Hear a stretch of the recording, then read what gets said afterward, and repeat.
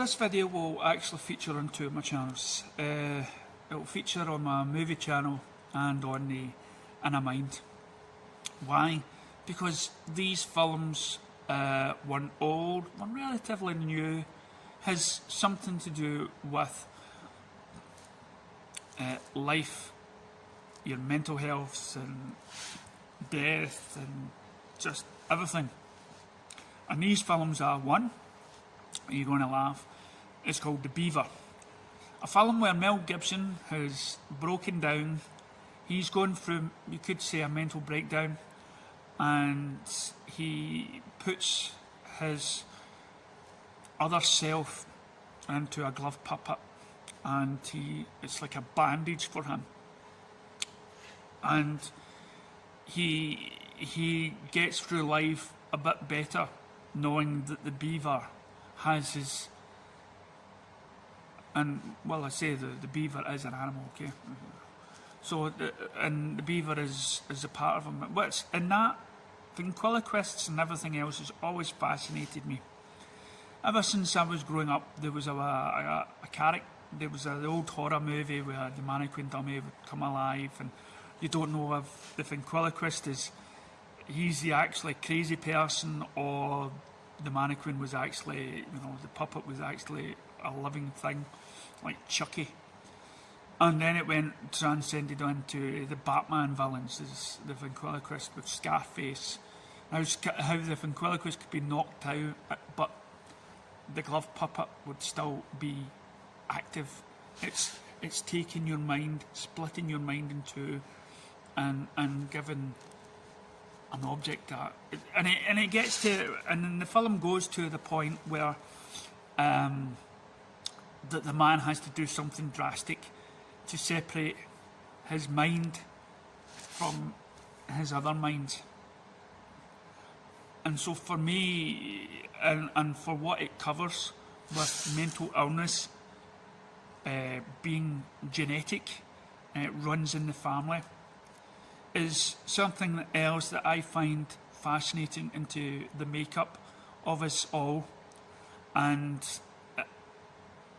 like I've always said, that when we are put into these sort of bodies, we are, it's the body is a car, and sadly enough we don't get to choose the car sometimes, and it may not be operating the way we think. And this is why some people are either born the wrong way, or they're handicapped or anything else, but it's the consciousness inside us, and it's just trying to fix itself. And there is something deep inside us that will always be us, but somehow along the process some breakages is done. So for me, for the Beaver, with starring Mel Gibson, give it 2 thumbs up. Check it out. The second film is something I was thinking about when I was trying to explain it to a friend. Was I believe the title was called What Dreams May Come, starring Robin Williams. Robin Williams, the late, rest in peace, comedian.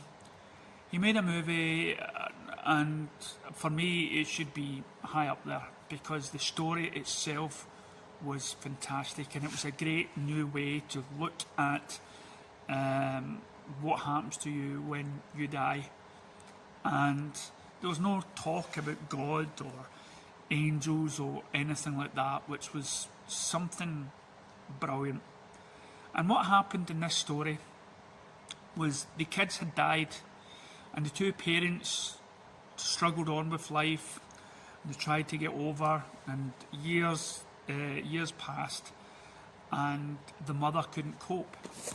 So the mother decides, I can't believe, as I say, don't take me too much, it's been a while since I've seen this film.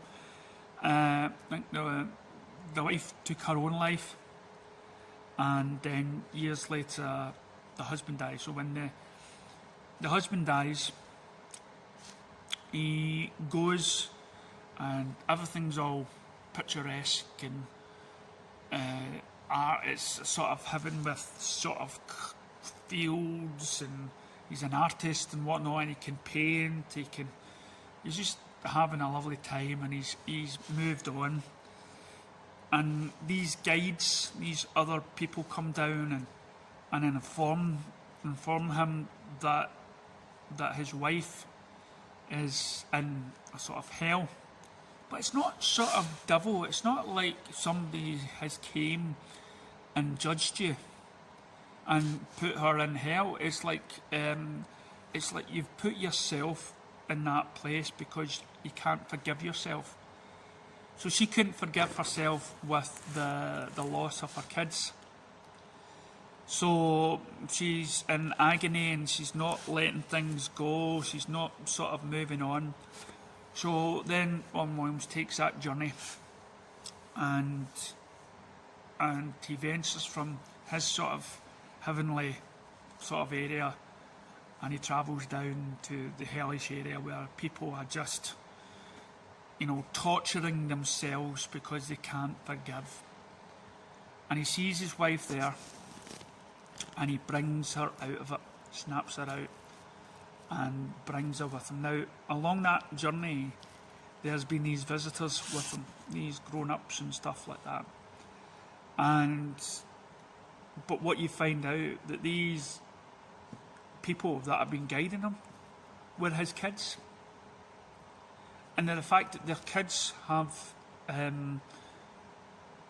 sort of moved on with their life, has accepted and is, they've got a choice. They had the choice of going back down to be reincarnated to someone else, or their job, or choose to do what they're doing just now and be a guide for their souls to tell them, how to go about things. And I thought that has been sort of my philosophy for the last year or so now, looking into the supernatural and the paranormal and reports, and I thought that film summed it up very well. And so the two beings, so the man and the woman, then again, because of the sort of mistreatment that happened in their life, Robin and his wife goes back down to earth, in the hope to find their soulmate again. And as I say, the kids had moved on. They're no longer those people's kids. They've moved on to the next life, or the next duty that they felt. And I thought that is a fantastic movie, and I think it's great to consider that as a possibility of what could happen. So for that, please check out What Dreams May Come. And again, for that film, I give it the 2 thumbs up.